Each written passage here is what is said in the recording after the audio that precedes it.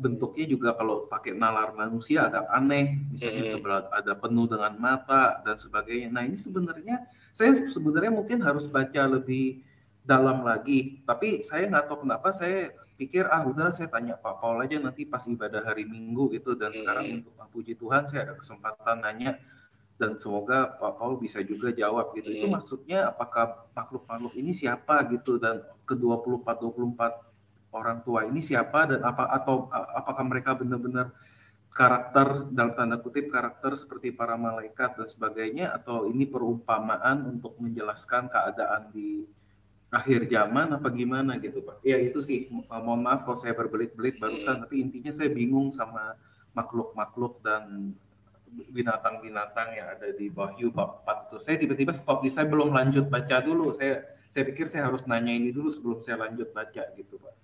Ya mungkin itu aja. Terima kasih Pak. Itu kalau baca kitab Wahyu itu kita nggak bisa satu pasal, harus satu buku. Terus nanti kita bikin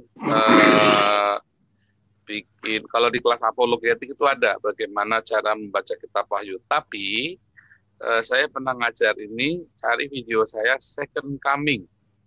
Nah, di pelajaran Second Coming yang bagian pertama itu saya cerita tentang kitab Wahyu. Nah, itu bagaimana kita membaca kitab Wahyu. Kitab Wahyu ini kita jangan selalu berpikir itu simbolik, bukan ya. Kecuali dikatakan simbol baru kita simbolik. Tapi kalau enggak kita jangan pikir simbol. Tetapi ada banyak hal, balik lagi kayak kemarin ya waktu kita baca, waktu si Rasul Yohanes melihat ini kan di zamannya dia dengan bahasanya dia. Yang dia lihat itu adalah suatu kisah yang di luar normal kehidupan manusia, sehingga dia hanya bisa mendeskripsikannya seperti itu. Misalnya kalau bilang nih kayak di Yeskel, kita contoh balik Yeskel, ada rodanya bisa terangkat, keluar apinya apa segala macam. Banyak orang nggak berpikirnya itu seperti makhluk yang aneh. Kalau saya simpel mikirnya, kalau itu drone bagaimana? Atau helikopter? Kan simpel sekali kan? Kan juga punya roda dan bisa rodanya berapi itu kan. Nah, artinya bisa, kalau dia terus dia bilang memuntahkan apinya ke kota, bisa kan? Oh, bisa. Bukan berarti artinya drone, bukannya, tetapi bisa seperti itu. Jadi kita waktu membaca itu kita jangan terjebak di dalam karena dia hidupnya di zaman kuno, zaman 2000 tahun yang lalu, wah zaman itu kan belum ada ini, belum ada itu. Bukan. Dia kan melihat masa depan. Dan di masa depan dia tidak tahu bahasanya namanya apa. Misalnya bintang jatuh, ya kan, yang ada apa namanya binatang itu bisa mengirimkan api dari langit. Apakah api seperti obor begitu? Bisa jadi kalau itu perang bintang kan, ditembakkan dari satelit atau dari mana, dia kirim misail atau kirim rudal, bisa kan? Bisa. Nah, tapi ya, jadi binatang yang matanya banyak apa itu belum tentu binatang apa yang kita iya. ngerti. Itu Kita sebab tahu bahasanya misalnya bukan binatang animal, bukan bilang begitu, tapi dia bilang the beast gitu kan. ya bisa aja kapal perang yang punya kamera banyak. Dia Contoh ini bilang ya the Pak. beast, betul. Ya. Bisa jadi Oh ya, ternyata itu adalah video sebuah Bapak video Bapak yang isu seputar Second Coming of Jesus ya Pak? ya Second Coming ada 4 seri itu. Nah, Yang ada tetapi gambar itu saya babi cerita. Tetapi panggangnya. kalau mau detail tentang kitab Wahyu itu ada di kelas apologetik, karena itu pelajaran yang sangat hati-hati harus disampaikan, bisa menimbulkan syak. Nah, kalau sebab banyak orang sudah terjebak dalam dogma gerejanya sendiri-sendiri. Kalau orang karismatik dia akan menerjemahkan kitab Wahyu bisa beda banget sama orang reform. Orang Katolik sama orang Reform juga bisa beda lagi sama orang karismatik. Betul. Nah, kemudian saat itu, kenapa? Karena masing-masing sudah punya latar belakang sendiri. Nah, itu makanya kalau di kelas evangelis itu, di kelas apologetik, kita bongkar semua dogma, kita kembalikan ke yang tertulis, lalu biarkan teks itu bicara apa sama kita. Nah, saat itu nih kita terkejut, ternyata artinya beda banget ya. Jadi kalau bilang tadi 4 makhluk itu tadi ya, bisa nggak kalau yang 4 makhluk itu adalah sebuah apa namanya ya, ya tadi ya misalnya kalau itu adalah sebuah senjata gitu kan, atau sebuah kendaraan, sebuah weapon, sebuah senjata gitu, persenjataan atau kemudian bisa kan? Bisa kan? Bisa aja. Makanya orang Israel memberi nama sistem persenjataan dia namanya Iron Dome. Iron Dome, Dome. Raka itu ya, itu sama sebenarnya di dalam Kejadian 1. Allah menciptakan itu rakyah, itu Dome. Ya, menciptakan cakrawala itu rakyah, itu Dome. Nah, itu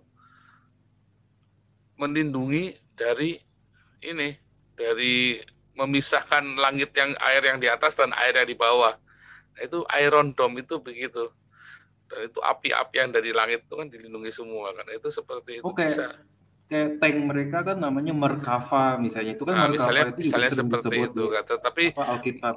mungkin bukan cuma namanya kali ya, tapi masih Iya. bentuknya. Jadi kita harus lihat konteksnya zaman itu dia melihat dan tidak punya kosakata yang hari ini. Dan itu adalah penglihatan di masa depan. Nah, jadi kalau orang bilang lihat kerubim yang di Heskel itu, orang berpikirnya itu makhluk yang aneh. Tapi kalau saya nggak berpikir begitu. Kita coba tarik konteksnya yang dia lihat, konteks bahasanya dia dengan konteks zaman hari ini, teknologi hari ini. Dan dia yang mereka lihat itu teknologi hari ini ya. Bagaimana cara mengomongin di zaman itu coba? Ya kan, zaman itu aja istilah mesin aja nggak ada, istilah pesawat telepon aja nggak ada ya kan, handphone nggak ada zaman itu, televisi nggak ada. Bagaimana mungkin dua saksi Allah itu mati dibangkitkan dalam 3 hari disaksikan oleh seluruh dunia? Nontonnya pakai apa? Pakai YouTube kan? Atau pakai apa? Streaming kan, live streaming. Misalnya, makanya seluruh dunia, kayak kita hari ini seluruh dunia. Hari ini siaran kita disaksikan teman-teman di seluruh dunia yang ada di Kanada, di Jepang, dari Afrika, dari Rusia, dari Indonesia. Bagaimana caranya coba? Nah itu karena live streaming itu kan. Atau zaman itu, Jadi kalau apa? untuk langkah berikutnya bagaimana Pak? Jadi apakah saya tetap baca itu Baca seperti biasa saja. apa? Baca, kalau dalam pembacaan Alkitab itu yang penting baca teksnya dulu, tapi jangan salah. Karena banyak orang ketika membaca itu, ya firman Tuhan itu tidak boleh dibatalkan. Salah, nggak ada tulisannya, adanya firman Tuhan tidak bisa dihilangkan, tidak boleh dihilangkan. Nah, artinya begitu ya. Nah, jadi banyak orang suka keliru bacanya. Makanya kalau di dalam Pardes skematiknya, Pardes itu baca dulu baik-baik teksnya. Nah, itu parasyat itu ya. Baca dulu teksnya. Kemudian baru dimengerti teksnya. Baru kita melakukan tafsir. Pertama itu baca dulu, harus nggak boleh salah tuh bacaannya. Nah, makanya kalau kita baca itu, seringkali kan coba lihat orang-orang, teman-teman muslim itu kalau debat sama saya, atau teman-teman debaters itu kalau debat sama saya, stop.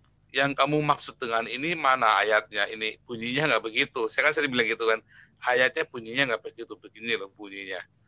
Iya, tapi kan sama aja, beda artinya. Kamu bilang begitu sama begini artinya beda. Misalnya contoh kata Tuhan dengan Allah. Misalnya itu kan saya seringkali kan saya stop di situ. Oh, muter-muter ya, bukan masalah muter-muter. Kamu terminologi itu penting. Dari awal itu memahami teks itu, mengetahui teks dengan baik itu penting. Nah, itu dari situ dulu. Nah, terus membaca kitab aja juga mesti dibagi-bagi. Ada sekuensnya, dibikin sequencernya. Jadi kita nggak bisa langsung tarik dari 1 sampai 22 karena ternyata itu ada perulangan berkali-kali. ada perulangan. Jadi alurnya tuh maju, mundur, flashback gitu kan, dan maju lagi terus dia bisa mundur lagi. Jadi bab berapa sampai bab berapa sequence-nya gitu? Nah, itu ada di Second Coming saat yang pertama. Saya ada cerita sedikit tentang sequence itu.